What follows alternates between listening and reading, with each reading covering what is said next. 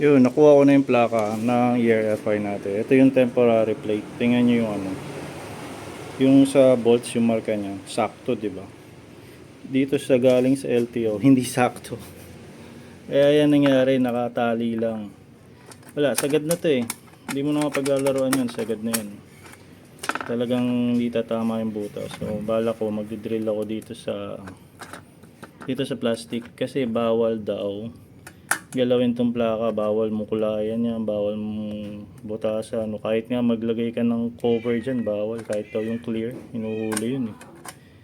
So, di ko gagalawin yung plaka. Dito ako magbubutas sa plastic. Ito yung gagamitin natin. Maliit muna ng drill bit. Then, next yung 5mm. Parang 3mm ata to. Tapos, ito gagamitin ko. I-link ko to kung type nyo to. Ang ganda nito eh, flat lang.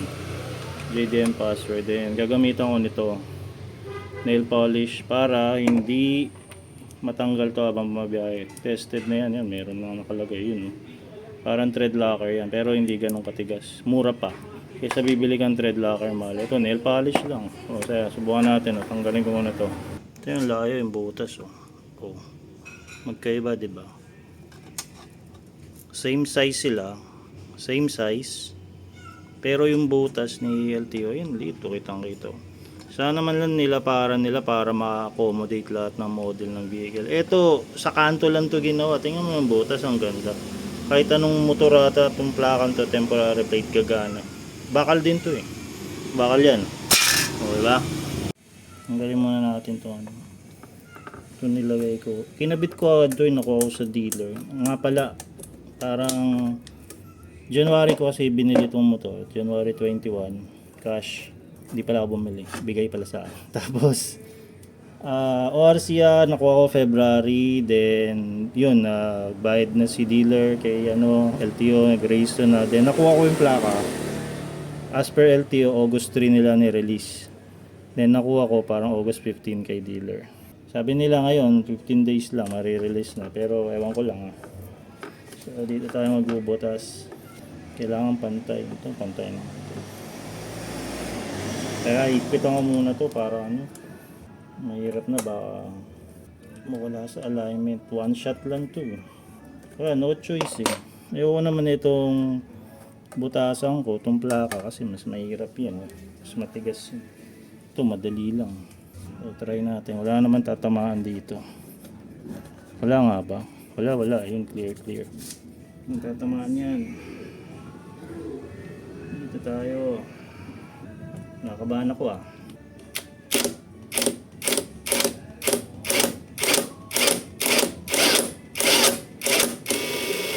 Tandaan lang.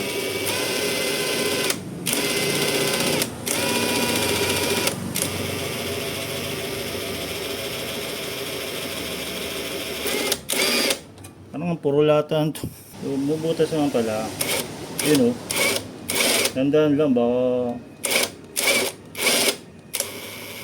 yun okay na. Then papalitan ko to ng mas malaki 5mm kasi yung bolt nito eh. Hindi 6mm pala to, M6 eh. Tanggalin pala muna natin. Tanggalin pa ba? Oo, tanggalin ko para sure kasi baka madamage tong plaka eh, baka mag-crack. Tanggalin ko na. Butas na naman yun.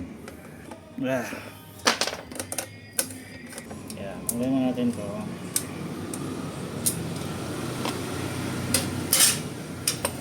Ito ang butas. Yun ang lito. Lalakayan natin yan. Hindi kakasya yung ko dyan. 6mm yan. Palitan na natin ito mas malaki. Ito pala, impact drill to. Hindi to drill bit. Ito yung na-upload ko dati. Bumili lang akong converter. Siguro gawin ko ng video kung type nyo bumili ng ganyan. Lagay ko yung link. Mura lang. Kaysa bibili pa ako ng drill bit. Okay naman to. Magana naman. Yun nga lang. Hindi ganun ka-powerful tulad ng mga yung pang drill talaga. Kasi ito, lang to. Impact wrench lang to eh. Pero pwede siyang dahan-dahan. O diba? So, butasin na natin. Butas. Dandan lang. Tagos agad.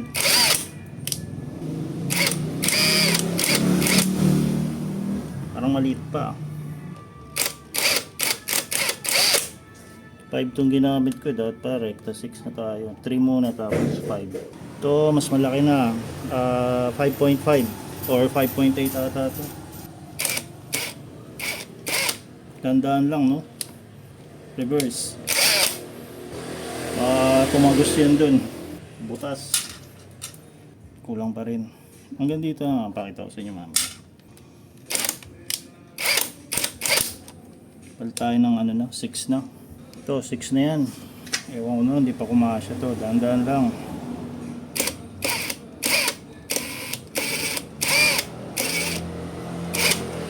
Reverse. Yan natin yung pasok na.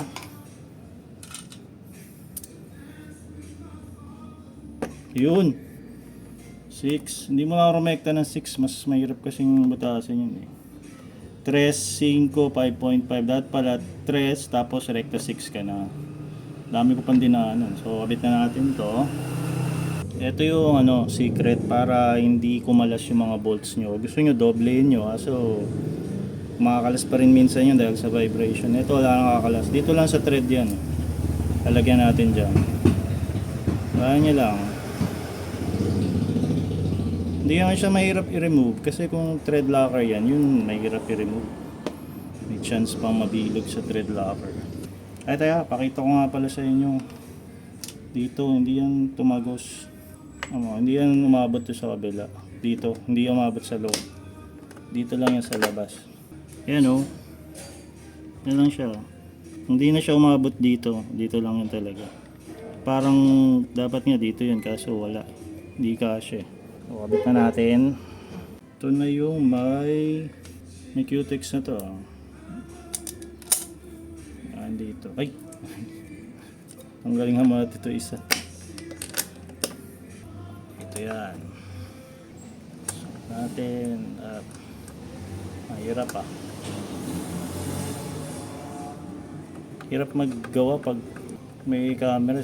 Wala kasi akong taga-hawak. Kung may taga-hawak ka, susunod sa galaw mo yun. Dito, hindi eh. Ikaw yung hanap ng angulo mo eh. Kasi nga steady na yung camera. Ito, lagyan natin to ulit. Ito isa. Pero meron na to dati. Never na ako naulugan ng tornilyo. Nilagyan ko to. Pati sa rotor ng bike. Ubus yung rotor ko. Nilagyan ko niyan. Hindi na nawala. Ubus pala yung bolt ng rotor. Yan. Ipitan na lang natin. Ang hirap lang ipitan ito. Nasa loob kasi. Wala ang problema dito. Pero abot naman. Abot naman. May isa pa palang problema to. Papakita ko rin sa inyo. So parang gagawan ko na lang ng goma. Kasi ano to eh. Makakalampag. Makakalampag siya. Ayan. Skip na. Skip natin dito. Ayan. Dito. Ayan o. Tulig nyo. Lakas niya pag drive ka, nalubak ka. Kaya hanap ka ng angulo, pakita ko sa inyo. Ayun o. Yun o, yung plastic na yun, makakalampag. Yun o. Maganda pala, baklasin ko, lalagyan ko ng goma dun para hindi tumunog. Or pwede siguro dito tayo maglagay ng goma. O pwede rin o dito. Tapos longer na bolt na. Tama. Ito yung lalagay natin. Ito. Goma lang. Binaklas ko ulit. Palaman lang natin dito. Yeah. Yun. Hindi na makita yung goma. Para hindi kumalampag. Pag kumalampag pa rin yan, dun sa may edits, lagyan pa rin natin dun. Ito. Tapos testing. Wala na. Wala na. O diba? Ayos na. Kanina hindi ko na kailangan lagyan pa dito. Pero mas maganda yan, meron nabibili niya yung backplate. license plate na back plate. Iba plastic, iba goma. Mas maganda goma para walang vibration. Meron pa yun. Kaya pakita ko sa inyo. Yun o, dun. Tama pa rin dun o. So, kailangan lagyan ko dun, didikitan ko pa yun. Yun o. Mayroon pa rin body, pero pag mahina, wala. Yun o, pag malakas, dun yan yung its yan. Gusto nyo, shave nyo yan, pero wag. Pwede rin no, tabasin ko kaya yan. Oh. Tingnan natin kung tama tayo. Tipit lang natin to. Tipit lang. So malalaglag yan. Maganda yan, nakadikit. Tapos siya natin tuktukin. Wala na. Malakas. Wala na. Pakasan natin. Wala na. Kailangan dikitan yan para hindi malaglag. Or tabasin mo yun to. Itong parang edits. So yun lang. Hindi pantay yung pagkakabutas ni LTO. Ako na lang nagbutas sa plastic para kumasya. Mukha naman pantay, di ba? Yun lang ang kalokohan natin ngayon. Yan po yung original, meron ng QR code. Okay, ito kung type nyo bumili ng ganito, JDM password, ilagay ko na rin link dyan. Stainless yung washer, tsaka lahat. May option naman dyan kung gusto nyo full stainless, pipiliin na lang kayo. So yun lang, ako ay matutulog na. Hindi na siguro nalaglag yan, dikitan ko na lang pag nalaglag. Dapat ganun ginawa nila. Yun, mahaba. Ay, iba yan.